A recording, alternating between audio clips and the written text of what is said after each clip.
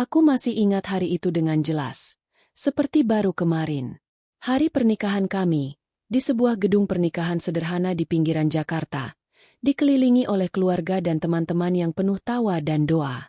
Namaku Rani, seorang wanita berusia 28 tahun yang bekerja sebagai desainer grafis di sebuah agensi kecil. Aku bukan dari keluarga kaya raya, tapi aku mandiri. Ayahku seorang guru sekolah dasar yang sudah pensiun, dan ibuku mengelola warung kecil di kampung. Hidupku sederhana, tapi aku bangga dengan apa yang aku capai sendiri. Dan suamiku, Andi, adalah pria yang aku cintai sejak kuliah. Dia bekerja sebagai manajer di perusahaan swasta, baik hati, tapi terkadang terlalu lemah dalam menghadapi tekanan dari keluarganya, terutama ibunya. Ibu mertua, Bu Ratna, adalah wanita berusia 55 tahun yang dominan dan posesif. Dia seorang janda yang sukses mengelola bisnis kecil-kecilan, seperti toko sembako yang berkembang menjadi minimarket. Sejak dulu, dia sangat melindungi Andi, anak tunggalnya. Aku tahu itu normal, tapi dari awal, aku merasakan ada sesuatu yang tidak beres. Saat kami bertunangan, Bu Ratna sering memandangku dengan tatapan yang sulit kutafsirkan, seperti sedang menilai apakah aku layak atau tidak. Rani, kamu dari mana asalnya? Kampungnya? Katanya suatu hari dengan senyum tipis, seolah itu candaan. Tapi aku tahu, itu bukan candaan. Pernikahan kami berlangsung lancar. Gaunku putih sederhana, dibeli dari pasar online, tapi aku merasa seperti ratu. Andi tampan dengan setelan jas hitamnya. Matanya berbinar saat mengucapkan ijab kabul. Keluarga kami berkumpul, meski dari pihak Andi lebih ramai karena Bu Ratna mengundang banyak kerabat. Saat resepsi, Bu Ratna sibuk menyapa tamu, tapi aku perhatikan dia sering melirikku. Andi, kamu yakin dengan pilihanmu? Bisiknya pelan saat kami foto bersama, tapi Andi hanya tertawa dan memelukku erat. Iya, Bu. Rani yang terbaik, jawabnya. Setelah pernikahan, kami pindah ke rumah yang aku warisi dari orang tuaku. Rumah itu tidak mewah, tapi nyaman, di daerah pinggiran yang tenang. Aku senang karena itu milikku sendiri, hasil kerja keras orang tuaku dulu. Andi setuju tinggal di sana, meski Bu Ratna sempat mengusulkan kami tinggal bersamanya. Rumah ibu lebih besar, lebih aman, katanya. Tapi aku tegas menolak, dan Andi mendukungku. Awal-awal pernikahan kami seperti mimpi. Setiap pagi, aku bangun lebih dulu, membuat sarapan sederhana seperti nasi goreng atau roti bakar. Andi suka sekali. Dia bilang masakanku lebih enak dari restoran. Kami bekerja, pulang sore, dan menghabiskan malam dengan nonton film atau sekadar ngobrol di teras. Tapi, tanda-tanda ketidaksukaan Bu Ratna mulai muncul secara halus. Pertama kali, saat kami berkunjung ke rumahnya untuk makan malam akhir pekan, Bu Ratna menyajikan hidangan mewah, ayam goreng mentega, sayur asam, dan sambal yang pedasnya pas. Ini masakan favorit Andi sejak kecil, katanya sambil melirikku. Aku tersenyum dan bilang, wah, enak sekali, Bu. Saya harus belajar nih. Tapi dia balas, masak itu butuh pengalaman, Rani. Kamu kan sibuk kerja, pasti nggak sempat. Itu seperti sindiran bahwa aku bukan istri yang baik karena bekerja. Andi tidak sadar, dia malah tambah porsi. Kedua kalinya, saat ulang tahun Andi, aku rencanakan kejutan kecil, kue buatan sendiri dan makan malam romantis di rumah. Tapi Bu Ratna datang tiba-tiba, membawa kue besar dari toko terkenal. Andi suka kue ini, dari kecil. Katanya lagi, aku merasa kuenya lebih disukai, meski Andi bilang keduanya enak. Saat makan, Bu Ratna mulai cerita masa kecil Andi, seolah aku bukan bagian dari hidupnya sekarang. Dulu, Andi hampir nikah sama anak teman ibu, anak orang kaya. Tapi ya sudahlah, katanya sambil tertawa. Aku diam, tapi hati kecilku mulai curiga. Mengapa dia sebut itu? Semakin sering kami bertemu, semakin jelas sikapnya. Saat aku cerita tentang pekerjaanku, Bu Ratna bilang, wanita seharusnya di rumah, ngurus suami. Kerja itu capek, Nanti anak gimana? Padahal kami belum punya anak. Aku balas sopan. Saya suka kerja, Bu. Bisa bantu ekonomi keluarga. Tapi dia geleng-geleng kepala. Andi, yang baik hati itu, sering membela ibunya. Ibu cuma khawatir, sayang, katanya padaku saat pulang. Aku mengerti, tapi mulai merasa tidak nyaman. Suatu hari, Bu Ratna menelepon Andi saat kami lagi liburan kecil ke Bogor. Andi, kamu di mana? Ibu sakit nih, katanya. Kami buru-buru pulang. Tapi ternyata Bu Ratna cuma flu biasa. Saat kami datang, dia bilang, kalau nggak ada ibu, siapa yang jagain kamu? Sambil peluk Andi, seolah aku tidak ada. Aku mulai sadar, Bu Ratna posesif sekali terhadap Andi. Dia ingin mengontrol segalanya, termasuk pernikahan kami. Meski begitu, aku coba positif. Aku ajak Bu Ratna belanja bareng, berharap hubungan membaik. Di mall, aku beli baju untuknya, tapi dia bilang, "Ah, ini terlalu murah. Ibu biasa beli yang branded." Lagi-lagi, sindiran tentang latar belakangku yang sederhana. Aku dari keluarga biasa, bukan seperti keluarga Andi yang punya bisnis. Tapi aku tidak marah. Aku bilang, "Yang penting nyaman, Bu." Andi senang melihat kami akur, meski sebenarnya tidak. Malam itu, saat tidur, aku berpikir, pernikahan ini manis. Tapi ada duri kecil yang mulai menusuk. Andi mencintaiku, tapi kelemahannya terhadap ibunya bisa jadi masalah. Aku mandiri, aku tidak mau bergantung, tapi aku juga ingin keluarga harmonis. Aku berdoa, semoga ini cuma fase awal. Tapi dalam hati, aku mulai waspada.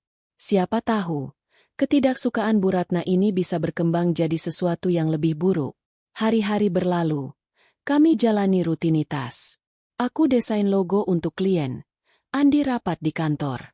Akhir pekan, kami jalan-jalan ke taman atau makan di warung pinggir jalan. Andi suka cerita tentang mimpinya punya bisnis sendiri. Dan aku dukung. Kita bisa bangun bareng, kataku. Dia peluk aku erat. Tapi setiap kali Bu Ratna datang atau menelepon, suasana berubah. Dia sering bawa makanan, seolah masakanku kurang. Ini supaya Andi nggak kurus, katanya.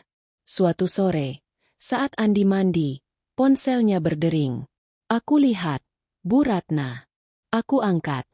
Halo, Bu. Dia diam sebentar, lalu bilang, "Oh, Rani, Andi mana? Ibu mau bicara sama dia." Seolah aku bukan bagian keluarga. Saat Andi ambil telepon, aku dengar Bu Ratna bilang, "Andi, ibu ada teman yang anaknya cocok buat kamu." Maksud ibu, buat bisnis. Andi tertawa. Tapi aku curiga.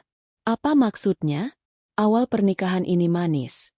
Tapi aku mulai lihat retak-retak kecil. Bu Ratna tidak suka aku karena latar belakangku sederhana. Dan dia mulai kritik halus di depan Andi. "Rani, kamu nggak bisa masak masakan Padang ya? Andi suka itu." Atau, "Rumah ini kecil, Andi butuh yang lebih besar." Andi bilang itu cuma omongan biasa. Tapi aku tahu, ini awal konflik. Aku mandiri. Aku tidak akan diam saja. Tapi untuk sekarang, aku nikmati kebahagiaan ini. Siapa tahu, semuanya akan baik-baik saja. Hari-hari setelah pernikahan kami berjalan seperti air mengalir. Kadang tenang, kadang ada riak kecil. Aku, Rani, masih berusaha menyesuaikan diri sebagai istri, sambil tetap bekerja sebagai desainer grafis. Pekerjaanku mungkin tidak menghasilkan jutaan seperti Andi, tapi aku bangga bisa membiayai kebutuhanku sendiri. Rumah warisan orang tuaku di pinggiran Jakarta jadi tempat kami membangun mimpi. Tapi, riak kecil itu semakin terasa, terutama setelah sikap Bu Ratna, ibu mertuaku, mulai berubah dari sindiran halus menjadi sesuatu yang lebih tajam. Awalnya, aku coba mengabaikan. Bu Ratna memang punya lidah yang pedas. Tapi aku pikir itu sifat alami seorang ibu yang protektif.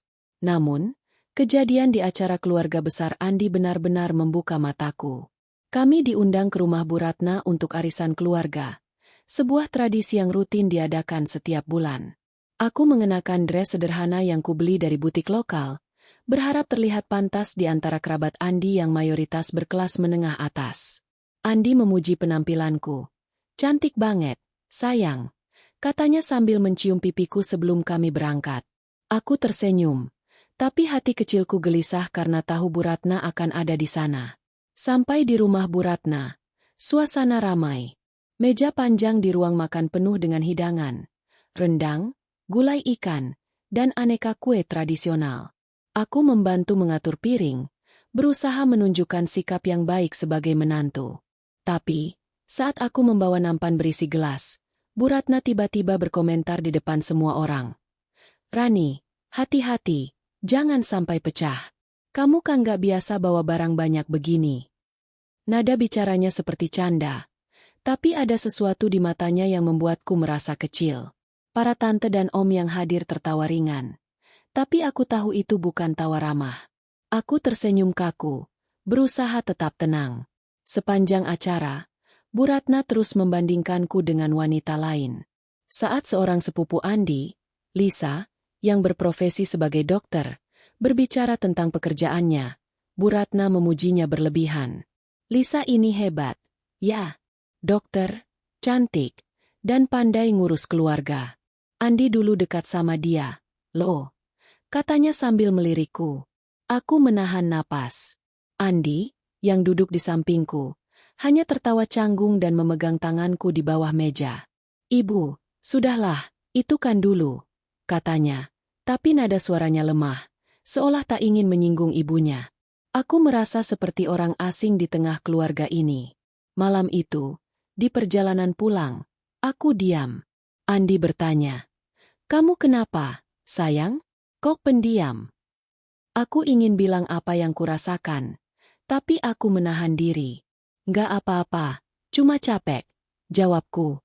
Tapi di dalam hati, aku mulai merasa ada tembok tak terlihat antara aku dan keluarga Andi, terutama Bu Ratna. Aku tahu dia tidak suka aku karena aku bukan dari keluarga kaya. Bukan dokter atau pengusaha seperti yang dia harapkan untuk Andi.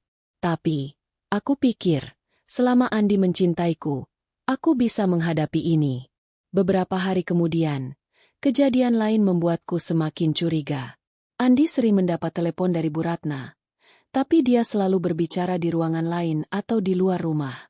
Suatu malam, saat aku sedang mengerjakan desain untuk klien, ponsel Andi berbunyi di meja ruang tamu. Aku tidak sengaja melirik, dan nama "Ibu" muncul di layar. Tapi, di bawahnya, ada notifikasi pesan teks yang belum terbaca. "Andi, kapan ketemu Rina lagi? Ibu sudah atur." Aku membeku. "Rina? Siapa itu?" Jantungku berdegup kencang. Aku tahu seharusnya aku tidak membaca pesan suamiku, tapi rasa penasaran dan cemburu mengambil alih. Aku membuka pesan itu dengan tangan gemetar. Isi pesan itu singkat tapi menusuk. "Rina bilang dia senang ketemu kamu kemarin. Ibu pikir dia cocok banget buat bisnis baru kamu." Aku menutup ponsel dengan cepat saat mendengar langkah Andi dari kamar mandi.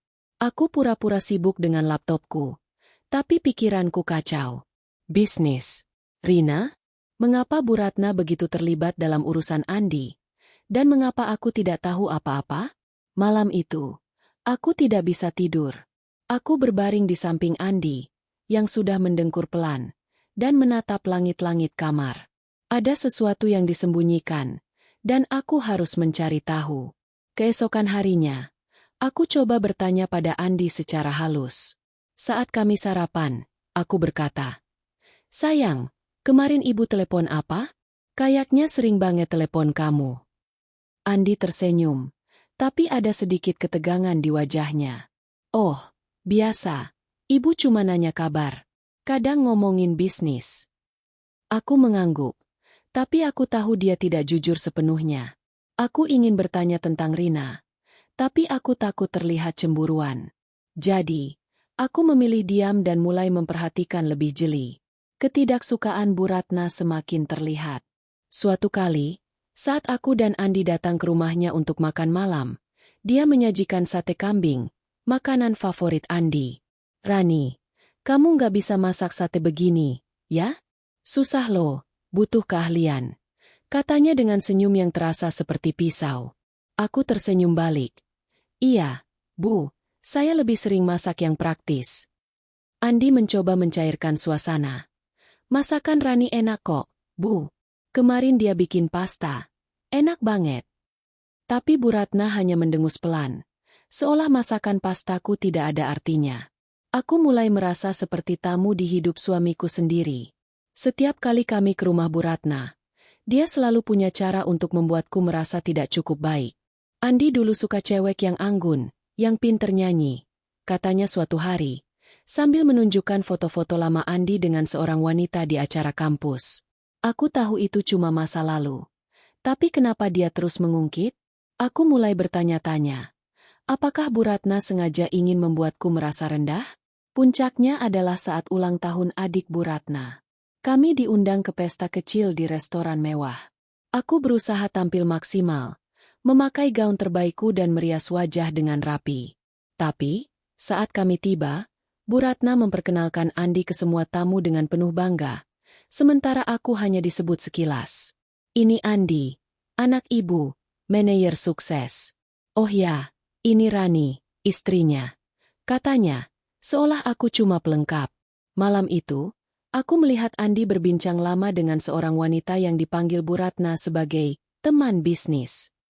Aku tidak bisa mendengar pembicaraan mereka, tapi senyum wanita itu terlalu ramah, dan Bu Ratna terlihat sangat senang. Di perjalanan pulang, aku tidak bisa menahan diri lagi. Andi, siapa yang tadi ngobrol sama kamu di pesta? Kayaknya ibu kenalin dengan semangat. Andi menghela napas. Itu cuma teman bisnis, sayang. Namanya Rina. Ibu bilang dia punya koneksi bagus buat proyek baru. Aku mengangguk, tapi hati kecilku berbisik. Ini bukan cuma soal bisnis. Ada sesuatu yang sedang direncanakan, dan aku tidak suka firasat ini. Malam itu, aku duduk di ruang kerja kecilku, menatap layar laptop yang sudah gelap. Aku tahu Bu Ratna tidak suka aku, tapi sekarang kebenciannya mulai terlihat jelas. Dia ingin mengontrol Andi, dan aku merasa seperti penghalang baginya. Pesan tentang Rina itu masih terngiang di kepalaku. Aku tidak tahu siapa dia, tapi aku harus waspada. Benih kebencian yang ditanam Bu Ratna mulai tumbuh, dan aku tidak akan membiarkannya menghancurkan pernikahanku begitu saja. Hari-hari berlalu dengan ritme yang semakin terasa berat bagiku. Aku, Rani, mulai merasakan ketegangan yang tak kunjung reda setiap kali nama Bu Ratna muncul dalam percakapan. Rumah warisan orang tuaku di pinggiran Jakarta, yang seharusnya jadi tempatku membangun kebahagiaan bersama Andi, kini terasa seperti arena pertarungan tak kasat mata. Sikap Bu Ratna yang semakin terang-terangan menunjukkan ketidaksukaannya membuatku waspada, terutama setelah aku melihat pesan misterius tentang Rina di ponsel Andi. Siapa wanita itu? Dan mengapa Bu Ratna begitu antusias menyebutnya? Suatu sore, saat aku sedang menyelesaikan desain untuk klien di ruang kerja kecilku, Andi pulang dengan wajah ceria. Sayang, ibu ngajak kita makan malam di rumahnya besok, katanya sambil meletakkan tas kerjanya. Aku mengangguk, meski hati kecilku sudah menduga ini bukan sekadar makan malam biasa. Ada acara apa? Tanyaku, berusaha terdengar santai. Andi mengedikkan bahu. Katanya cuma kumpul keluarga kecil. Ada teman lama ibu yang datang. Aku tersenyum tipis, tapi firasatku berkata ada sesuatu yang sedang disusun Bu Ratna. Malam berikutnya, kami tiba di rumah Bu Ratna yang besar dan terawat. Lampu-lampu taman menyala cantik, dan aroma masakan Padang yang kaya rempah tercium dari dapur. Aku mengenakan blus sederhana dan rok panjang, berusaha terlihat sopan meski tahu Bu Ratna pasti akan mencari celah untuk mengkritik. Andi, seperti biasa, tampak santai dengan kemeja birunya. Saat kami masuk, Bu Ratna menyambut dengan senyum lebar yang terasa terlalu dibuat-buat. Andi, Rani, masuk. Ibu udah siapin makanan enak, katanya, tapi matanya lebih banyak tertuju pada Andi. Di ruang makan, meja sudah penuh dengan hidangan, rendang daging, ayam pop, dan gulai daun singkong. Tapi yang menarik perhatianku bukan makanan, melainkan seorang wanita yang duduk di sofa ruang tamu, berbincang dengan adik Bu Ratna.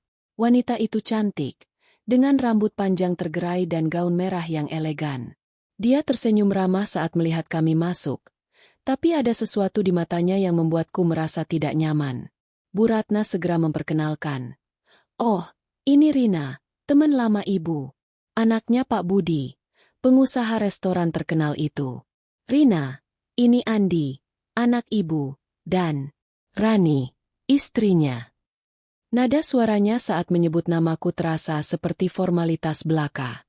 Rina bangkit dan menjabat tangan Andi dengan senyum lebar. "Senang ketemu lagi, Andi," katanya, dan aku langsung menangkap kata "lagi" itu. "Jadi mereka sudah pernah bertemu?" Andi tersenyum balik. "Iya, senang juga." Aku menatapnya, mencari tanda-tanda di wajahnya, tapi dia terlihat biasa saja. Saat Rina menjabat tanganku, tangannya terasa dingin, dan senyumnya terasa seperti topeng. "Rani, senang ketemu. Aku dengar kamu desainer grafis, ya? Keren," katanya. Tapi nada suaranya terdengar seperti basa-basi.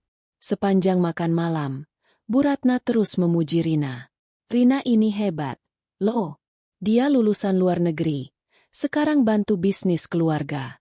Orangnya cerdas, pandai bergaul," katanya sambil melirik Andi. Aku merasa seperti tidak ada di meja itu. Setiap kali aku mencoba ikut bicara, seperti saat membahas tren desain terkini, Bu Ratna langsung mengalihkan topik Rina. "Oh ya, Rina, ceritain dong soal proyek restoran baru kalian di Bali," katanya. Rina dengan percaya diri menceritakan rencana ekspansi bisnis keluarganya, dan Andi mendengarkan dengan antusias. Aku memperhatikan, ada kilau di mata Andi yang membuatku cemburu. Setelah makan, kami pindah ke ruang tamu untuk minum teh. Rina duduk di sebelah Andi, dan Bu Ratna sengaja mengatur agar aku duduk agak jauh, di samping adiknya yang sibuk dengan ponsel. Aku mendengar Rina dan Andi berbincang tentang bisnis, sesuatu tentang peluang investasi di sektor kuliner. "Andi, kamu harus datang ke meeting minggu depan. Aku bisa kenalin kamu sama investor bagus," kata Rina dengan antusias. Andi mengangguk. "Boleh, Rin. Kedengeran menarik." Aku merasa seperti orang asing di rumah itu, hanya bisa diam dan mengamati. Malam itu, di perjalanan pulang, aku tidak bisa menahan diri. "Andi, kamu sudah kenal Rina sebelumnya?" tanyaku, berusaha menjaga nada suaraku tetap netral. Andi mengangguk sambil menyetir. "Iya, dulu pernah ketemu pas acara keluarga ibu. Tapi cuma sebentar, kok." Aku menatapnya, mencoba membaca ekspresinya. "Dia kelihatan dekat sama ibu," kataku lagi. Andi tertawa kecil. "Ya, namanya juga teman lama ibu. Ibu kan suka ngobrol sama orang yang punya koneksi bisnis." Aku mengangguk, tapi hatiku tidak tenang. Ada sesuatu di balik semua ini, dan aku harus mencari tahu. Beberapa hari kemudian, Bu Ratna mulai sering mengundang Rina ke acara keluarga. Setiap kali aku dan Andi datang ke rumahnya, Rina selalu ada, entah untuk membantu Bu Ratna atau sekadar mampir. Aku mulai memperhatikan pola. Bu Ratna selalu memuji Rina di depan Andi, seolah ingin menunjukkan bahwa Rina lebih baik dariku. "Rina ini pandai masak. Loh, dia bikin kue buah yang Andi suka banget dulu," kata Bu Ratna suatu hari. Aku tersenyum kaku, tapi di dalam hati aku kesal. Aku juga bisa masak.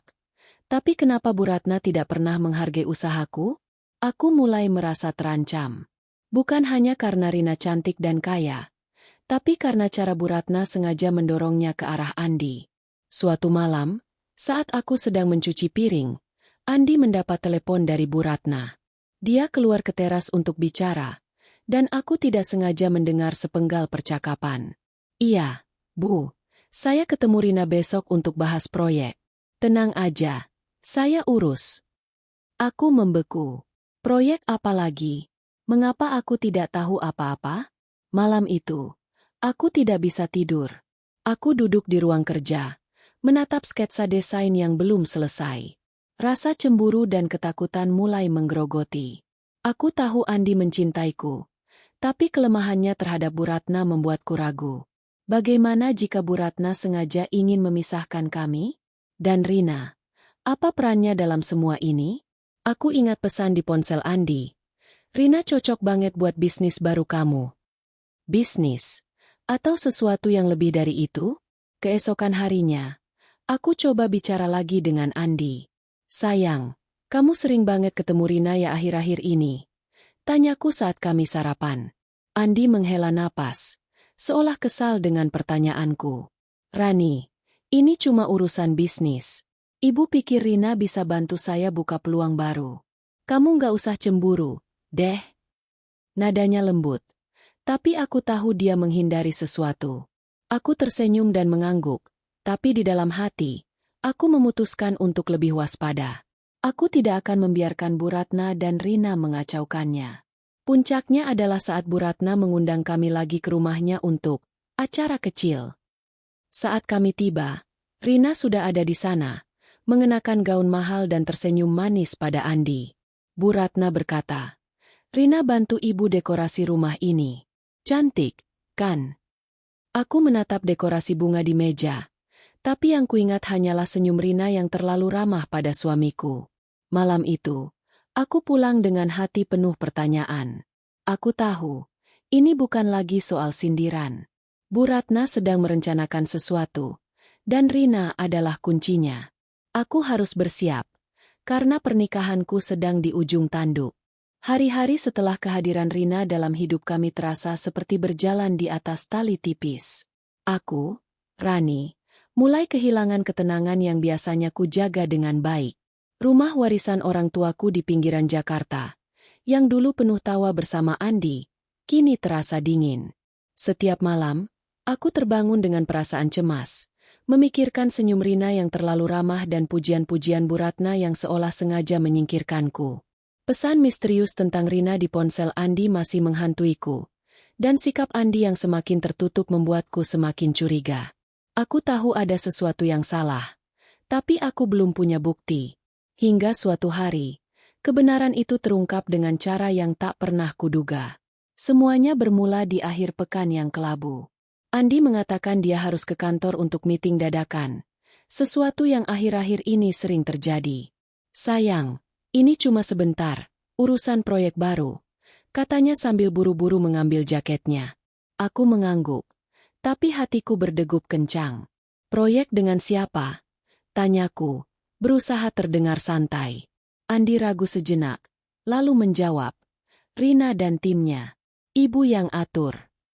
Aku tersenyum tipis, tapi di dalam hati, aku tahu ini bukan sekadar bisnis. Ada yang disembunyikan. Dan aku harus mencari tahu. Sore itu, aku memutuskan untuk pergi ke rumah Bu Ratna. Aku beralasan ingin mengembalikan wadah makanan yang dia berikan minggu lalu. Tapi sebenarnya aku ingin mengamati. Andi bilang dia di kantor. Tapi firasatku berkata lain. Saat tiba di rumah Bu Ratna, mobil Andi tidak ada di halaman. Tapi aku melihat mobil sport merah yang mencolok, mungkin milik Rina. Aku mengetuk pintu. Tapi tidak ada jawaban. Aneh, karena lampu di ruang tamu menyala.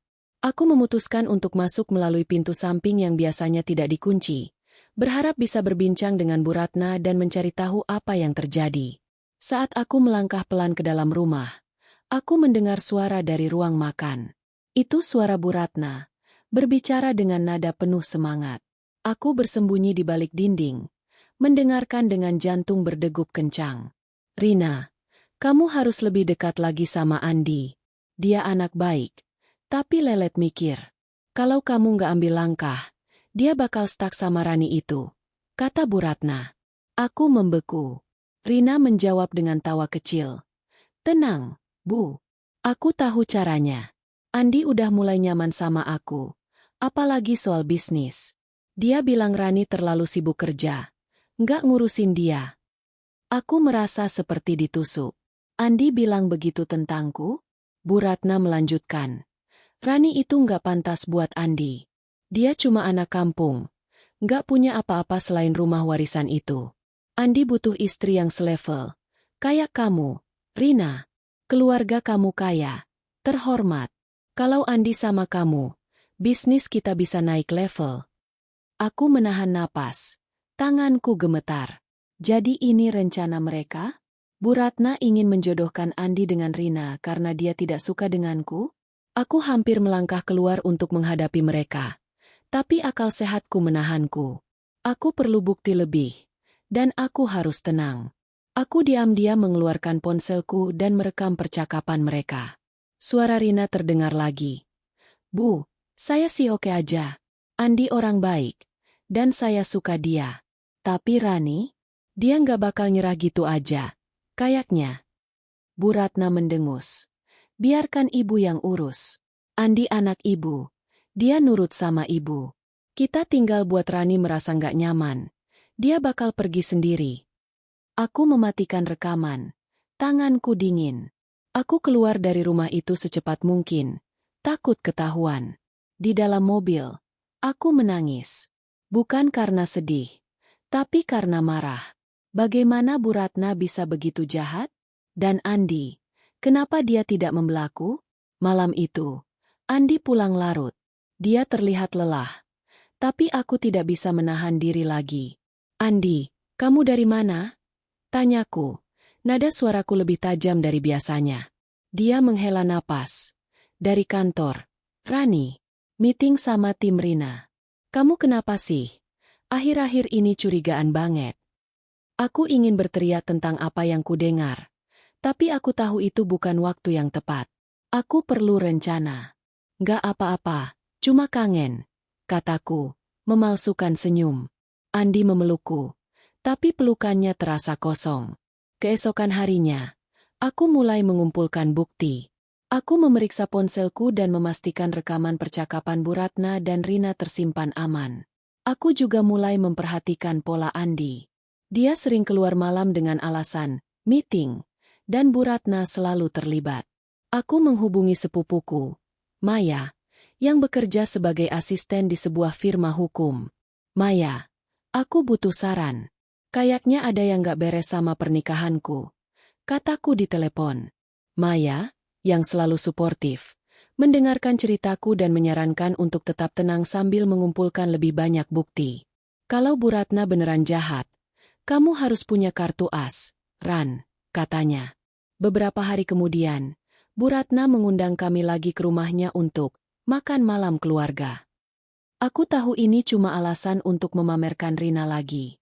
Saat kami tiba, Rina sudah ada di sana, mengenakan gaun biru yang mahal dan tersenyum manis pada Andi. Bu Ratna berkata, Rina bantu ibu masak hari ini. Dia pinter banget. Loh, Andi. Aku menahan diri untuk tidak memutar mata. Sepanjang malam, aku diam, mengamati. Rina dan Andi berbincang tentang proyek, tapi aku tahu itu cuma kedok. Aku juga memperhatikan bagaimana Bu Ratna terus mendorong mereka untuk lebih dekat. Seperti saat dia meminta Rina menunjukkan foto-foto proyek di ponselnya, membuat mereka duduk berdampingan. Di perjalanan pulang, aku tidak bisa menahan diri lagi. Andi, kamu nggak merasa ibu terlalu sering ngajak Rina ke acara keluarga? Tanyaku. Andi menghela napas. Rani, kamu ngelantur. Rina cuma teman bisnis. Ibu cuma pengen bantu karirku. Aku ingin menceritakan apa yang kudengar. Tapi aku tahu dia tidak akan percaya tanpa bukti kuat. Aku memilih diam, tapi di dalam hati, aku berjanji pada diriku sendiri. Aku tidak akan membiarkan Bu Ratna menghancurkan pernikahanku. Malam itu, aku duduk di ruang kerja, mendengarkan ulang rekaman percakapan Bu Ratna dan Rina. Setiap kata mereka seperti pisau yang menusuk hatiku, tapi juga membakar semangatku. Aku bukan wanita lemah yang akan menyerah begitu saja. Bu Ratna mungkin menganggapku tidak pantas, tapi rumah ini milikku, dan Andi adalah suamiku. Aku mulai merencanakan langkah berikutnya. Aku akan berpura-pura tidak tahu, membiarkan Bu Ratna dan Rina lengah. Tapi di dalam hati, aku sudah menyiapkan diri untuk perang. Jika mereka pikir mereka bisa mengusirku dari hidup Andi, mereka salah besar. Hari-hari setelah mendengar rencana jahat Bu Ratna dan Rina seperti kabut tebal yang menyelimuti hidupku. Aku, Rani, merasa seperti berjalan di tepi jurang, Berusaha menjaga keseimbangan antara pura-pura tidak tahu dan rasa sakit yang menggerogoti hatiku. Rumah warisan orang tuaku di pinggiran Jakarta, yang dulu penuh kenangan manis bersama Andi, kini terasa asing. Setiap sudut ruangan mengingatkanku pada pengkhianatan yang mulai terlihat jelas. Rekaman percakapan Bu Ratna dan Rina di ponselku adalah senjata rahasiaku. Tapi aku tahu aku perlu lebih banyak bukti untuk menghadapi mereka. Aku harus sabar. Meski hatiku hancur. Andi semakin sering keluar malam dengan alasan meeting bisnis. Dia pulang larut. Wajahnya lelah tapi selalu ada senyum kecil yang membuatku curiga. Proyek ini besar, Ran. Kalau berhasil, kita bisa punya masa depan lebih baik. Katanya suatu malam sambil melepas sepatunya. Aku mengangguk, berusaha tersenyum, tapi kata-kata Rina di rekaman itu terngiang. Andi udah mulai nyaman sama aku. Apakah Andi benar-benar hanya bicara bisnis dengan Rina? Atau ada sesuatu yang lebih dalam? Aku ingin percaya pada suamiku. Tapi kelemahannya terhadap Bu Ratna membuatku ragu. Suatu hari, saat aku sedang merapikan meja kerja Andi untuk mencari pena, aku menemukan sesuatu yang membuat darahku mendidih. Di laci kecil, terselip tiket makan malam dari restoran mewah di pusat kota, bertanggal 2 hari lalu. Hari ketika Andi bilang dia lembur di kantor. Nama restoran itu, La Bella, bukan tempat yang biasa kami kunjungi. Harganya pasti mahal, dan aku tahu Andi tidak akan pergi ke sana sendirian. Aku memeriksa dompetnya saat dia mandi, dan di sana ada kartu nama dengan tulisan tangan. Rina, hubungi kapan saja. Jantungku berdegup kencang. Aku memotret kartu itu dengan ponselku. Tanganku gemetar. Malam itu, aku duduk sendirian di ruang tamu, menatap foto pernikahan kami yang tergantung di dinding. Andi tersenyum lebar di foto itu, memelukku erat. Tapi sekarang, dia terasa begitu jauh. Aku menangis, tapi bukan air mata lemah. Itu air mata kemarahan dan tekad. Aku tidak akan membiarkan Bu Ratna dan Rina merampas kebahagiaanku. Aku memutuskan untuk mulai mengamati lebih dekat. Mencari celah untuk mengungkap semuanya. Aku menghubungi Maya, sepupuku. Lagi, Maya, aku nemuin tiket restoran di laci Andi. Kayaknya dia ketemu Rina.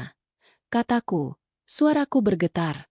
Maya mendengarkan dengan sabar, lalu berkata, Ran, kamu harus main cerdas. Jangan konfrontasi dulu. Cari bukti lebih banyak, biar mereka nggak bisa ngeles. Keesokan harinya, aku berpura-pura sakit agar bisa tinggal di rumah dan memeriksa lebih banyak. Saat Andi pergi ke kantor, aku memeriksa laptopnya yang sering dia tinggalkan di rumah.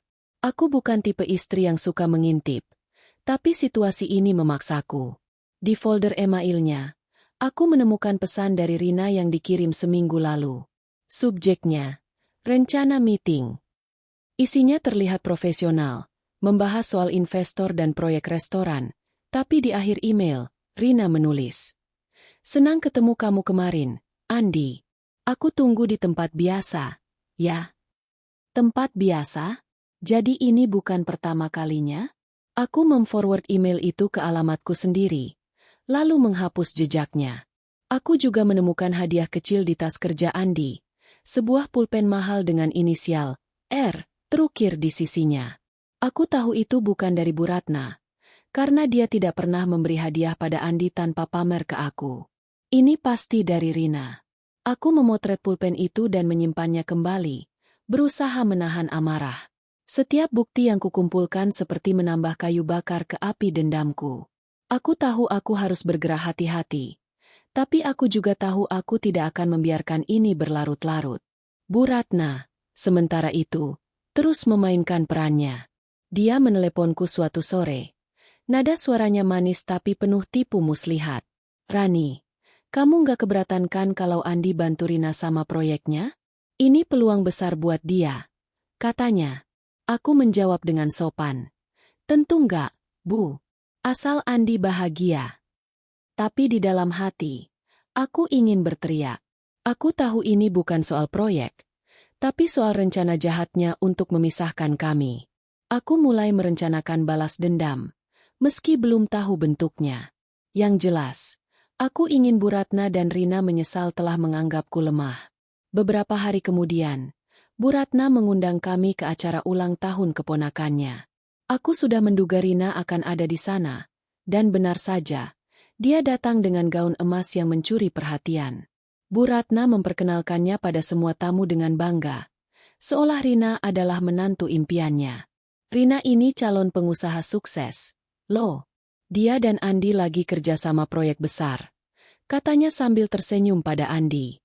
Aku duduk di sudut, mengamati. Andi dan Rina berbincang lama di dekat meja makanan, tertawa bersama seperti teman lama. Aku merasa seperti orang asing di hidup suamiku sendiri. Malam itu, aku tidak bisa menahan diri lagi.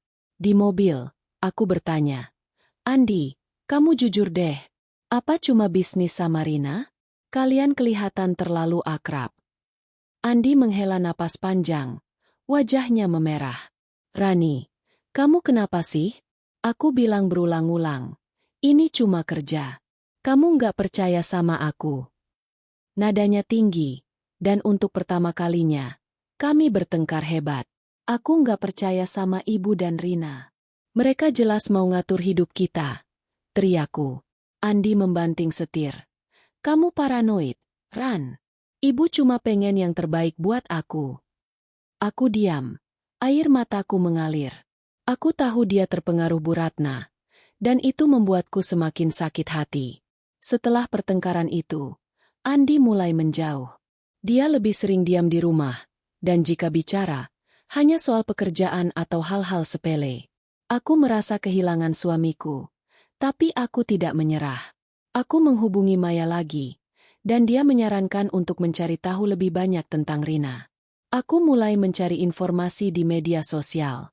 Profil Rina penuh dengan foto-foto mewah, liburan di Eropa, makan di restoran bintang 5, dan, yang paling menyakitkan, foto dia dan Andi di sebuah kafe, tersenyum sambil memegang cangkir kopi. Foto itu diunggah sebulan lalu, tapi Andi tidak pernah cerita soal pertemuan itu. Aku menyimpan tangkapan layar foto itu di ponselku, menambah koleksi buktiku. Malam itu, aku duduk sendirian di ruang kerja, menatap semua bukti yang sudah kukumpulkan. Rekaman, tiket restoran, kartu nama, email, dan foto. Hatiku hancur, tapi tekadku semakin kuat. Aku tahu Bu Ratna sedang memainkan permainan kotor, dan Andi, entah sadar atau tidak, mulai terjebak dalam rencananya. Rina bukan sekadar teman bisnis. Dia adalah alat Bu Ratna untuk menggantikanku. Aku menangis lagi malam itu, tapi kali ini dengan tekad baru. Aku tidak akan membiarkan mereka menang. Aku mulai merencanakan langkah berikutnya. Aku akan berpura-pura tidak tahu, membiarkan mereka lengah. Tapi di dalam hati, aku sudah mempersiapkan diri untuk membalas. Bu Ratna mungkin pikir aku anak kampung yang lemah. Tapi dia salah. Aku akan tunjukkan bahwa aku bukan wanita yang bisa diremehkan. Dan ketika saatnya tiba, aku akan membuat mereka menyesal telah mencoba menghancurkan hidupku. Kabut pengkhianatan yang menyelimuti hidupku semakin pekat. Aku, Rani, merasa seperti prajurit yang bersiap untuk perang, meski musuhku adalah keluarga suamiku sendiri. Rumah warisan orang tuaku di pinggiran Jakarta, yang dulu menjadi saksi cinta kami, kini terasa seperti benteng yang harus kuperjuangkan. Koleksi bukti yang kukumpulkan, rekaman percakapan Bu Ratna dan Rina, tiket restoran, kartu nama, email, dan foto, adalah amunisi rahasiaku. Tapi aku tahu, untuk mengalahkan rencana jahat Bu Ratna, aku perlu lebih dari sekadar bukti. Aku perlu strategi, dan kesempatan itu datang ketika Bu Ratna mengumumkan rencana pesta makan malam yang membuat darahku mendidih. Semuanya bermula saat Bu Ratna menelepon Andi suatu sore. Aku sedang di dapur, membuat teh, ketika mendengar Andi berkata, "Iya, Bu, nanti kami datang." "Pesta apa sih?" Aku berhenti sejenak, pura-pura sibuk menuang air panas, tapi telingaku menangkap setiap kata. "Pesta kecil aja, Andi, buat rayain kesuksesan proyek barumu. Ibu udah siapin semuanya di rumah Rani. Kamu nggak keberatan kan, Rani?" Tanya Bu Ratna melalui telepon. Nadanya manis tapi penuh tipu daya. Aku tersenyum kaku, meski dia tidak bisa melihat. Nggak keberatan, Bu, jawabku, tapi hatiku berteriak. Ini bukan rumahmu untuk kau atur. Aku tahu pesta ini bukan sekadar perayaan. Dari nada suara Bu Ratna, aku bisa menduga ini adalah bagian dari rencananya untuk memamerkan Rina sebagai pasangan ideal bagi Andi. Rumahku, warisan orang tuaku, dijadikan panggung untuk pengkhianatan mereka. Aku merasa marah, tapi juga melihat peluang. Jika Bu Ratna ingin bermain di wilayahku, aku akan memastikan dia menyesal. Aku mulai merencanakan sesuatu yang akan membuat mereka semua terkejut. Tapi aku harus bergerak hati-hati. Aku menghubungi Maya, sepupuku yang selalu jadi penutup rahasiaku. Maya, Bu Ratna mau bikin pesta di rumahku. Aku yakin ini cuma alasan buat deketin Andi sama Rina. Kataku di telepon. Suaraku bergetar karena campuran marah dan semangat. Maya, dengan nada tenang tapi tegas, menjawab. Ran, ini kesempatanmu. Biarin mereka pikir mereka menang. Kamu harus siapin kejutan besar di pesta itu. Apa yang kamu butuhin? Aku tersenyum mendengar dukungannya. Maya selalu tahu cara membuatku merasa kuat. Aku butuh orang-orang yang bisa dipercaya di pestanya. Dan mungkin cara buat nyanyi bukti-buktiku ke semua tamu. Kataku. Maya menyarankan untuk mengundang beberapa teman dekatku yang bisa dipercaya. Seperti Lisa, sahabatku sejak kuliah, dan Tante Mira, kerabat dari pihak ibuku yang dulu selalu mendukungku. Kamu perlu sekutu, Ran. Orang-orang yang bakal berdiri di sampingmu pas kamu buka kartu, kata Maya. Aku setuju. Aku menghubungi Lisa dan Tante Mira, menceritakan sekilas tentang situasiku tanpa menyebut detail rekaman. Keduanya langsung setuju untuk datang ke pesta, berjanji akan mendukungku apapun yang terjadi. Rani, kamu kuat. Kalau mertuamu macem-macem, kita hadapin bareng, kata Lisa dengan semangat. Sementara itu, Bu Ratna mulai mengambil alih persiapan pesta. Dia datang ke rumahku 2 hari sebelum acara, membawa daftar menu dan dekorasi yang menurutnya pantas untuk perayaan. Rani, ibu udah pesen catering dari restoran favorit Andi. Kamu nggak usah repot masak, katanya dengan senyum yang terasa seperti tamparan. Aku tahu dia sengaja ingin menunjukkan bahwa aku tidak mampu mengurus acara sekelas itu. Terima kasih, Bu. Tapi saya bisa bantu kalau perlu. Jawabku, berusaha tetap sopan.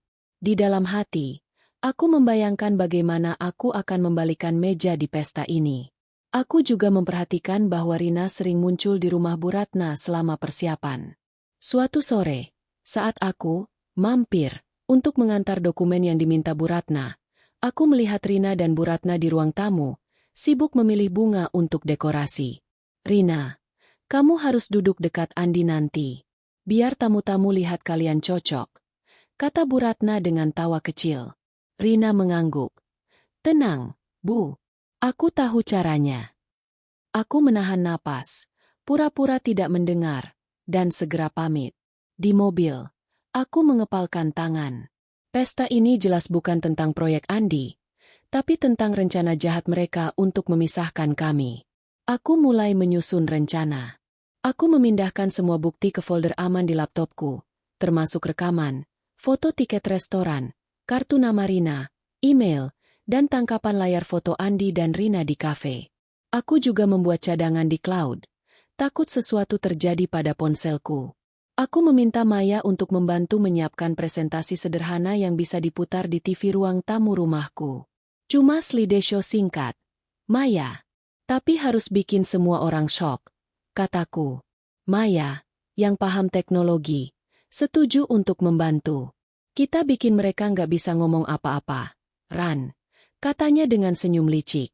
Aku juga menghubungi seorang teman lama, Dika, yang bekerja sebagai teknisi audiovisual. Aku memintanya memasang speaker kecil di ruang makan rumahku, dengan alasan untuk musik di pesta. Tapi sebenarnya, aku ingin memastikan rekaman percakapan Bu Ratna dan Rina bisa terdengar jelas oleh semua tamu. Dika, yang tidak tahu detail rencanaku, setuju membantu dengan harga murah. Asal kamu bahagia, Ran, katanya sambil tertawa. Hari demi hari, Aku berpura-pura antusias dengan pesta ini. Aku membantu Bu Ratna mengatur meja dan dekorasi, meski setiap kata pujiannya untuk Rina terasa seperti duri. Andi, yang semakin sibuk dengan proyeknya, tampak tidak menyadari keteganganku. Sayang, ibu bilang pestanya bakal meriah. Kamu seneng kan? Tanyanya suatu malam. Aku mengangguk. Tentu, sayang. Pasti seru. Tapi di dalam hati, aku membayangkan wajah Bu Ratna dan Rina saat rencanaku terlaksana. Malam sebelum pesta, aku duduk di ruang kerja, memeriksa semua persiapan. Slideshow sudah siap, rekaman sudah diedit agar jelas dan singkat, dan sekutuku, Maya, Lisa, dan Tante Mira, sudah tahu peran mereka. Aku akan membiarkan Bu Ratna dan Rina menikmati kemenangan mereka sebentar, tapi di puncak pesta, aku akan membuka semua kartu. Aku tahu risikonya besar. Andi mungkin marah, dan keluarga besar mungkin memihak Bu Ratna. Tapi aku tidak peduli. Rumah ini milikku, pernikahanku adalah hakku, dan aku tidak akan membiarkan siapapun merampasnya. Aku menatap foto pernikahan kami di dinding, merasakan campuran sakit dan tekad. Andi mungkin terjebak dalam permainan Bu Ratna, tapi aku masih ingin menyelamatkannya. Tapi jika dia memilih jalan yang salah, aku siap melangkah sendiri. Malam itu, aku tidur dengan hati yang berat tapi penuh semangat. Pesta makan malam besok akan menjadi panggungku, dan aku akan memastikan Bu Ratna dan Rina tidak akan pernah melupakan apa yang akan kulakukan. Hari-hari menjelang pesta makan malam terasa seperti hitungan mundur menuju pertempuran. Aku, Rani, sudah mempersiapkan segalanya dengan cermat. Bukti-bukti pengkhianatan Bu Ratna dan Rina tersimpan rapi, slideshow sudah siap, dan sekutuku, Maya, Lisa, dan Tante Mira, siap mendukungku. Rumah warisan orang tuaku di pinggiran Jakarta, yang akan menjadi panggung pesta Bu Ratna, kini terasa seperti medan perang yang kusiapkan untuk membalikan keadaan. Tapi sebelum aku bisa menghancurkan rencana mereka di depan semua tamu, aku merasa perlu menghadapi Andi secara langsung. Aku ingin tahu sejauh mana dia terlibat dalam permainan ibunya, dan apakah hatinya masih bersamaku. Malam sebelum hari terakhir persiapan pesta, aku memutuskan untuk mengajak Andi bicara. Dia pulang larut seperti biasa. Wajahnya lelah tapi ada kilau di matanya yang membuatku curiga. Sayang, kita perlu ngobrol, kataku, berusaha menjaga nada suaraku tetap tenang. Andi menghela napas, meletakkan tas kerjanya di sofa. Rani, aku capek. Bisa besok aja? Jawabnya. Tapi aku tidak mundur. Ini penting. Andi. Aku serius. Tekanku. Dia menatapku. Alisnya berkerut. Lalu mengangguk dan duduk di meja makan. Aku mengambil napas dalam-dalam, memilih kata-kata dengan hati-hati. Andi, aku tahu ibu dan Rina lagi deketin kamu untuk proyek. Tapi aku merasa ini nggak cuma soal bisnis. Kamu jujur, apa yang sebenarnya terjadi? Tanyaku, menatap matanya langsung. Andi tampak tidak nyaman, menggeser posisi duduknya. Rani, kamu kenapa sih? Aku bilang berkali-kali, ini cuma urusan kerja. Rina cuma teman bisnis, dan ibu cuma pengen bantu karirku. Jawabnya, nadanya sedikit tinggi. Aku menahan amarah, tapi hatiku sakit mendengar dia membela mereka. Aku nemuin tiket restoran di lacimu. Andi, Labella, 2 hari lalu. Kamu bilang lembur, tapi itu bukan tempat yang kamu kunjungi sendirian. Kataku, suaraku mulai bergetar. Wajah Andi memucat sejenak. Tapi dia cepat menutupinya dengan tawa kecil. Itu meeting sama klien, Ran. Bukan cuma aku sama Rina. Ada orang lain juga. Kamu kok paranoid banget? Aku tahu dia berbohong. Aku ingin menyebut rekaman percakapan Bu Ratna dan Rina. Tapi aku menahan diri. Aku belum ingin membuka kartu sebelum pesta. Andi, aku cuma minta kamu jujur. Kalau ada apa-apa, bilang sekarang. Kataku, hampir memohon. Andi bangkit. Wajahnya memerah. Rani, aku capek dituduh-tuduh. Kalau kamu nggak percaya sama aku, ya sudah, terserah kamu. Dia berjalan ke kamar, membanting pintu. Aku duduk terpaku di meja makan. Air mataku mengalir. Ini pertama kalinya Andi begitu keras padaku, dan itu menguatkan dugaanku. Bu Ratna berhasil memengaruhi pikirannya. Aku ingin menyelamatkan pernikahan kami, tapi jika Andi memilih membela ibunya, aku harus siap untuk melangkah sendiri. Keesokan harinya, Bu Ratna datang ke rumah untuk memeriksa persiapan pesta. Dia membawa beberapa kotak dekorasi dan daftar tamu yang panjang, termasuk nama-nama yang aku tidak kenal. Rani, ibu undang beberapa teman bisnis Andi. Biar suasananya meriah. Katanya dengan senyum yang terasa seperti pisau. Aku mengangguk, berpura-pura antusias. Bagus, Bu. Pasti jadi acara hebat.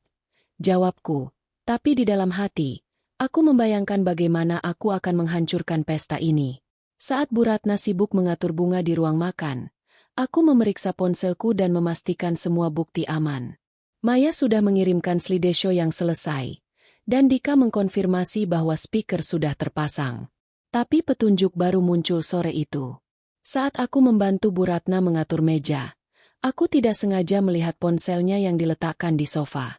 Layarnya menyala, menunjukkan pesan dari seseorang bernama Pak Hadi. Isi pesannya singkat. Dokumen cerai untuk Andi sudah siap. Tinggal tunggu waktu yang tepat. Aku membeku. Dokumen cerai? Jadi Bu Ratna sudah merencanakan sejauh ini? Aku buru-buru memotret layar ponsel itu sebelum Bu Ratna kembali. Tanganku gemetar. Bukti ini adalah tambahan amunisi yang tidak kuduga, tapi juga membuat hatiku semakin hancur. Andi tahu soal ini. Atau ini murni rencana Bu Ratna? Malam itu, aku menghubungi Maya dan menceritakan temuan baruku. Maya, aku nemuin pesan tentang dokumen cerai di ponsel Bu Ratna. Dia benar-benar mau pisahin aku sama Andi. Kataku, suaraku penuh kemarahan. Maya diam sejenak, lalu berkata, Ran, ini serius. Kamu harus hati-hati. Tapi pestanya besok adalah momenmu. Kita buat mereka nggak bisa ngomong apa-apa. Aku setuju. Aku meminta Maya untuk menambahkan tangkapan layar pesan itu ke slideshow, tapi dengan hati-hati agar tidak terlihat buram. Pastikan jelas. Maya, biar semua tamu tahu siapa Bu Ratna sebenarnya, kataku. Sementara itu, Bu Ratna mulai menyebarkan fitnah tentangku ke keluarga besar.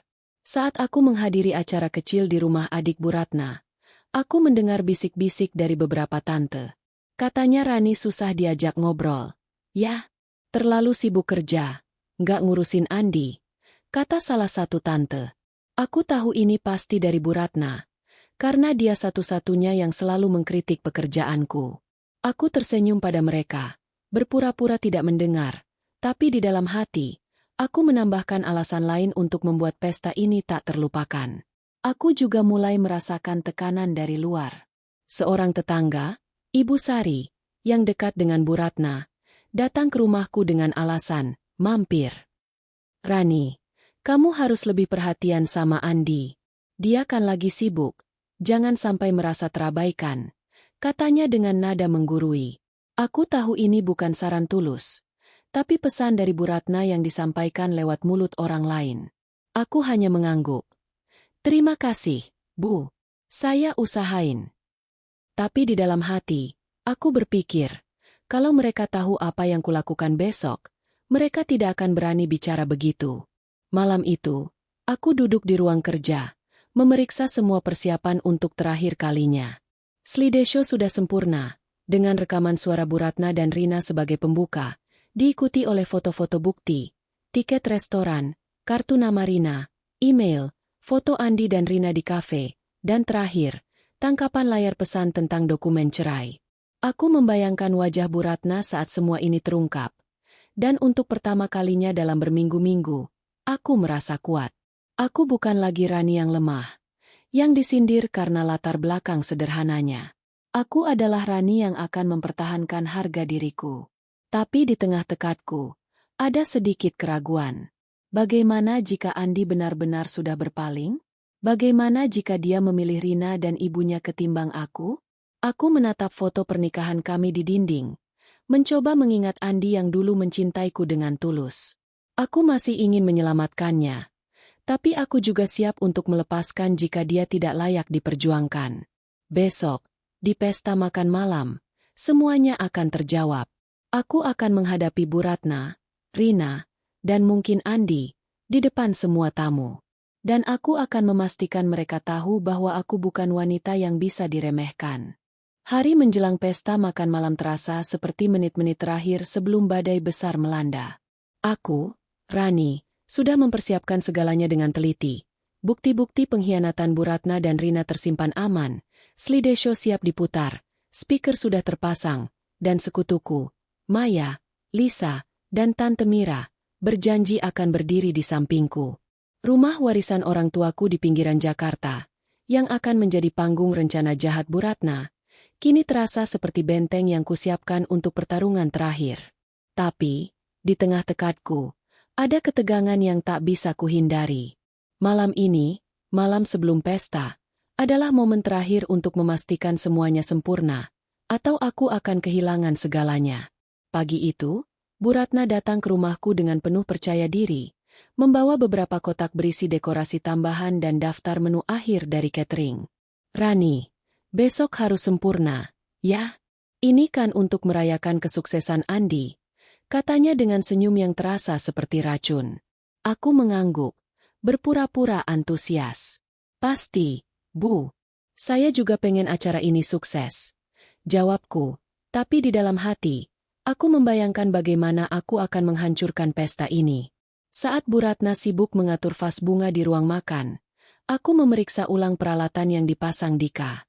Speaker kecil di sudut ruangan tersembunyi dengan rapi, dan kabelnya terhubung ke laptopku di ruang kerja.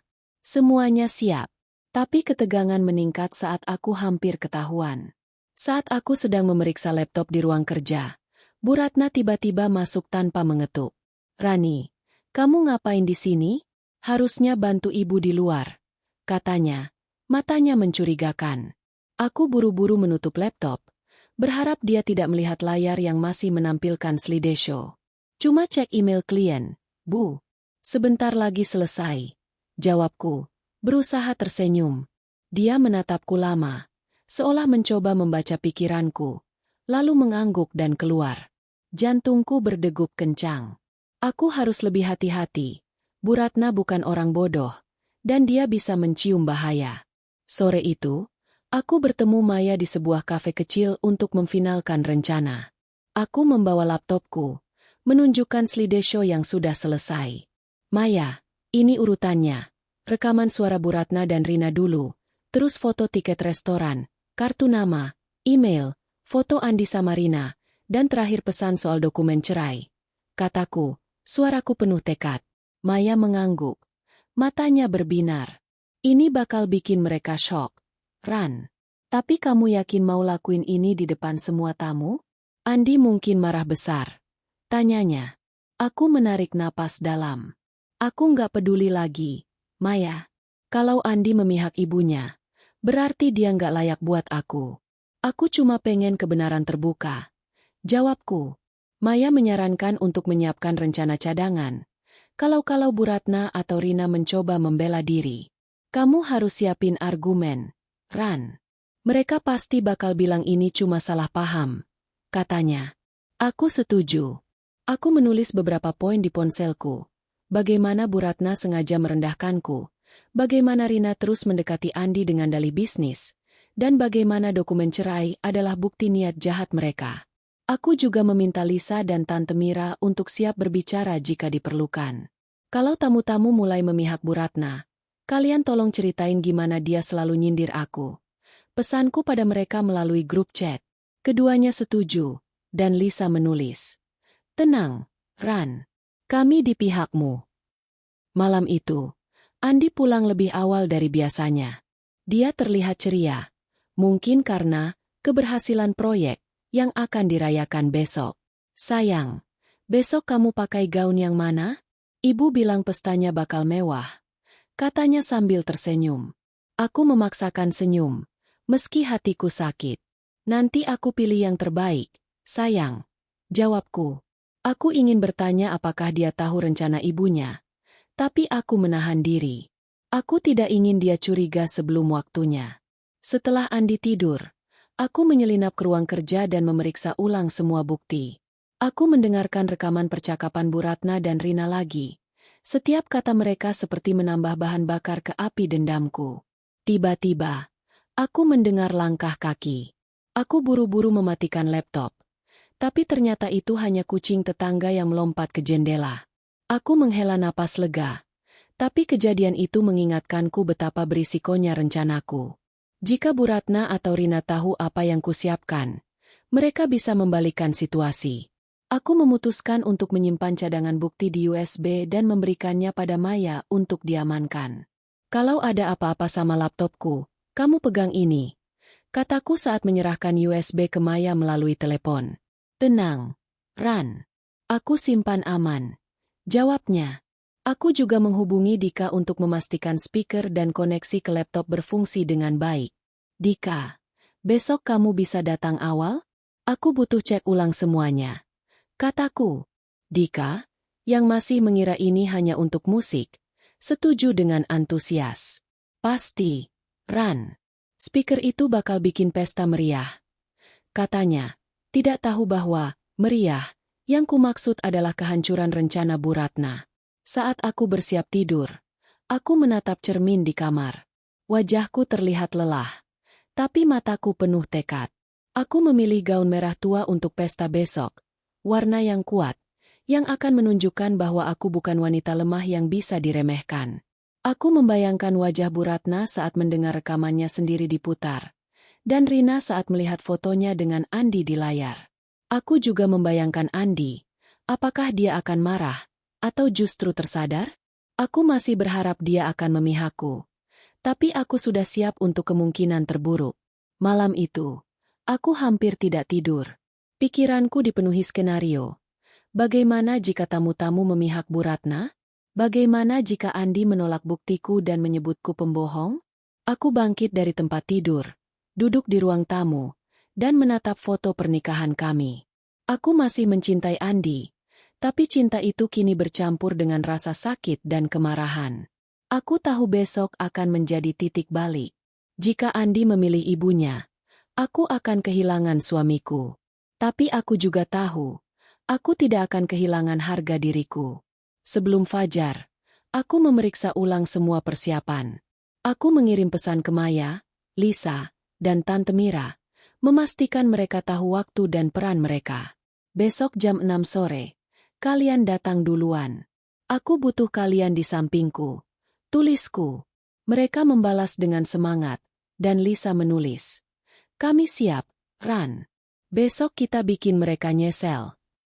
Aku tersenyum membaca pesan itu, merasa sedikit lebih kuat.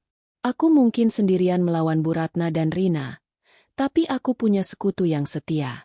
Saat matahari terbit, aku berdiri di teras rumah, menatap langit yang perlahan berubah warna.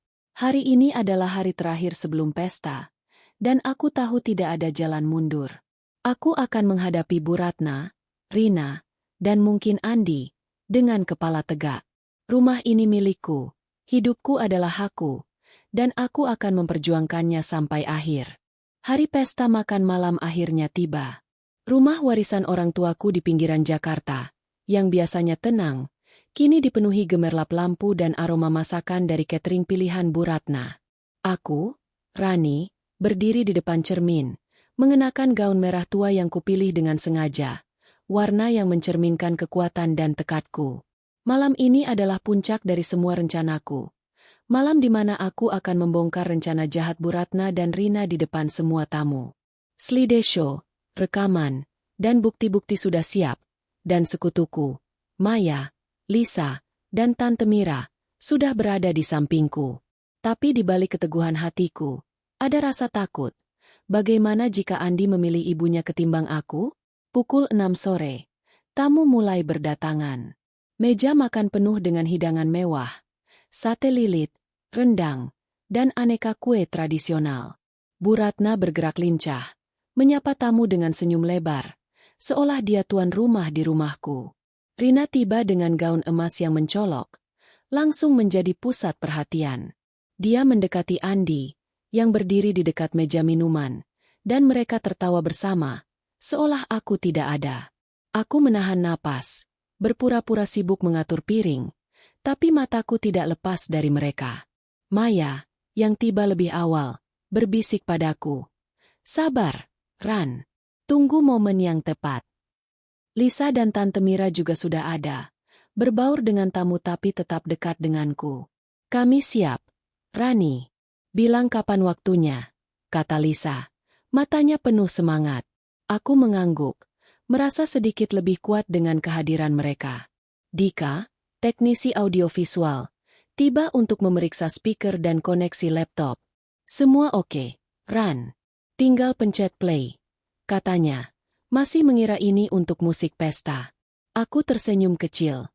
Terima kasih, Dika. Nanti kamu lihat sendiri. Saat makan malam dimulai, Bu Ratna berdiri untuk memberikan sambutan. Terima kasih semua yang sudah datang untuk merayakan kesuksesan Andi dan proyek barunya. Ini semua berkat kerja kerasnya dan bantuan teman baik seperti Rina, katanya, melirik Rina dengan senyum penuh arti. Tamu-tamu bertepuk tangan, tapi aku merasa perutku mual. Andi tersenyum, mengangguk pada ibunya, seolah tidak menyadari rencana di balik semua ini. Aku menatapnya, berharap dia akan melirikku, tapi dia sibuk berbincang dengan Rina. Momen yang kutunggu tiba setelah makan malam, saat tamu pindah ke ruang tamu untuk minum teh dan mengobrol. Aku memberi isyarat pada Maya, yang mengangguk dan bergerak ke laptop di sudut ruangan. Semua, sebentar, saya mau nunjukin sesuatu, kataku. Suaraku sedikit bergetar tapi tegas. Bu Ratna menatapku, alisnya terangkat, tapi dia tersenyum. Mungkin mengira aku akan memberikan ucapan terima kasih. Andi menatapku dengan bingung, sementara Rina tampak tidak nyaman. Aku mengambil napas dalam, lalu mengangguk pada Maya. Layar TV di ruang tamu menyala, dan rekaman percakapan Bu Ratna dan Rina mulai diputar. Suara Bu Ratna terdengar jelas. Rani itu nggak pantas buat Andi. Dia cuma anak kampung. Andi butuh istri yang selevel. Kayak kamu, Rina. Ruangan menjadi hening. Wajah Bu Ratna memucat. Dan Rina menutup mulutnya dengan tangan. Aku melanjutkan. Itu belum semuanya. Slideshow berlanjut. Menampilkan tiket restoran Labella, kartu nama Rina, email dengan kalimat, tempat biasa, foto Andi dan Rina di kafe. Dan terakhir, tangkapan layar pesan tentang dokumen cerai dari Pak Hadi. Tamu-tamu berbisik. Beberapa menatap Bu Ratna dengan kaget. Andi, kamu tahu soal ini? Tanyaku. Suaraku keras tapi penuh emosi. Andi berdiri. Wajahnya merah padam. Rani, apa-apaan ini? Kamu ngapain sih? Teriaknya. Bu Ratna bangkit. Mencoba mengambil alih. Ini fitnah. Rani, kamu bikin malu keluarga, katanya, tapi suaranya bergetar. Aku tidak mundur. Fitnah? Ini suara ibu sendiri. Ibu yang bilang aku nggak pantas. Ibu yang rencanain cerai buat Andi. Balasku. Lisa melangkah maju. Rani bilang bener. Bu Ratna sering nyindir dia di depan keluarga. Kayak Rani nggak cukup baik. Tante Mira menambahkan. Aku juga dengar Bu Ratna bilang Andi lebih cocok sama Rina. Ini nggak adil buat Rani. Ruangan semakin kacau. Beberapa tamu mulai berbisik, sementara yang lain menatap Bu Ratna dan Rina dengan jijik. Rina mencoba membela diri. Rani, kamu salah paham. Aku cuma teman bisnis Andi. Tapi suaranya lemah, dan tatapan tamu-tamu membuatnya terdiam. Andi menatapku. Matanya penuh kemarahan tapi juga kebingungan. Rani, kenapa kamu nggak bilang dari awal? Aku nggak tahu soal ini, katanya. Aku menatapnya. Air mataku hampir jatuh. Aku coba bilang, Andi, tapi kamu selalu bela ibumu. Aku cuma pengen kamu lihat kebenaran. Bu Ratna mencoba mengalihkan perhatian. Andi, Rani cuma cemburu. Dia nggak bisa terima kesuksesanmu, katanya, tapi suaranya tidak lagi meyakinkan. Seorang tamu, om tua dari keluarga Andi, angkat bicara. Ratna, kalau ini benar, kamu kelewatan. Rani istri Andi, kamu nggak punya hak ngatur hidup mereka. Sorak kecil dari beberapa tamu membuat Bu Ratna terdiam. Rina, dengan wajah merah, buru-buru pamit dan keluar dari rumah. Aku menatap Andi, menunggu reaksinya. Dia terdiam, menunduk, lalu berjalan mendekatiku. Rani, aku nggak tahu ibu sampai begini. Aku cuma pikir ini soal bisnis. Katanya, suaranya pelan. Aku ingin mempercayainya. Tapi hatiku terlalu sakit. Andi, kamu pilih sekarang. Aku atau ibumu, kataku. Suaraku tegas meski air mataku mengalir. Andi menatapku, lalu menoleh ke Bu Ratna, yang kini duduk dengan wajah pucat. Ibu, kenapa ibu lakuin ini? Tanyanya, nadanya penuh kekecewaan. Bu Ratna tidak menjawab, hanya menunduk. Andi kembali menatapku, lalu memelukku di depan semua tamu. Aku pilih kamu, Rani. Aku minta maaf. Katanya. Aku memeluknya balik. Tapi hatiku masih berat. Aku menang. Tapi kemenangan ini terasa pahit. Bu Ratna dan Rina telah terbongkar. Tapi hubunganku dengan Andi tidak akan sama lagi. Malam itu, tamu-tamu mulai pulang, meninggalkan rumahku dalam keheningan. Aku tahu perjuanganku belum selesai. Aku harus membangun kembali kepercayaan dengan Andi, dan aku harus memastikan Bu Ratna tidak akan pernah mengganggu hidupku lagi. Malam pesta telah usai, tapi gemuruh di hatiku masih bergema. Rumah warisan orang tuaku di pinggiran Jakarta, yang semalam menjadi panggung konfrontasi dramatis, kini kembali hening. Aku, Rani, duduk di ruang tamu, menatap sisa-sisa dekorasi yang belum sempat dibersihkan, bunga-bunga layu dan piring kotor yang ditinggalkan catering. Andi tidur di kamar, kelelahan setelah malam yang penuh emosi. Meski dia memilihku di depan semua tamu, memelukku dan meminta maaf, hatiku masih dipenuhi keraguan. Bu Ratna dan Rina telah terbongkar. Tapi apakah ini benar-benar akhir dari rencana jahat mereka? Dan yang lebih penting, apakah pernikahanku dengan Andi bisa kembali seperti dulu? Pagi itu, aku bangun dengan perasaan campur aduk. Andi sudah di dapur, membuat kopi untuk kami berdua, sesuatu yang jarang dia lakukan akhir-akhir ini. Ran, kita perlu ngobrol, katanya. Suaranya pelan tapi serius. Aku mengangguk, duduk di meja makan, tanganku memegang cangkir hangat. Aku benar-benar nggak tahu ibu sampai sejauh itu. Lanjutnya, menatapku dengan mata penuh penyesalan. Aku pikir cuma soal bisnis sama Rina. Aku salah, Ran. Aku nggak dengerin kamu. Aku ingin mempercayainya, tapi kata-kata Rina di rekaman. Andi udah mulai nyaman sama aku, masih menghantuiku. Andi, kamu ketemu Rina di kafe, di restoran, tanpa bilang ke aku. Kamu bilang itu cuma bisnis, tapi kenapa rasanya kayak kamu sembunyiin sesuatu? Tanyaku. Suaraku tegas tapi penuh emosi. Andi menunduk, menghela napas. Aku nggak sengaja sembunyiin, Ran. Rina emang deket sama ibu, dan ibu terus bilang dia bisa bantu karirku. Aku cuma ikutin alur, tapi aku nggak pernah punya niat apa-apa sama dia. Aku cuma pengen kita punya masa depan lebih baik. Aku menatapnya, mencoba mencari kejujuran di matanya. Dan dokumen cerai itu? Kamu tahu apa-apa soal itu? Tanyaku lagi, hatiku berdegup kencang. Andi menggeleng keras. Enggak, Ran. Aku bersumpah. Aku nggak tahu apa-apa soal itu. Itu pasti ide ibu sendiri. Aku ingin percaya, tapi luka di hatiku terlalu dalam. Aku butuh waktu. Andi, aku mau percaya kamu, tapi aku nggak bisa lupa semua yang terjadi begitu aja. Kataku. Andi mengangguk. Wajahnya penuh penyesalan. Aku ngerti, Ran. Aku bakal buktiin ke kamu kalau aku serius. Dia meraih tanganku, dan untuk pertama kalinya dalam beberapa bulan, sentuhannya terasa tulus. Hari itu, aku menghubungi Maya untuk menceritakan apa yang terjadi setelah pesta. Ran, kamu menang besar tadi malam. Bu Ratna dan Rina nggak bakal berani muncul lagi dalam waktu dekat.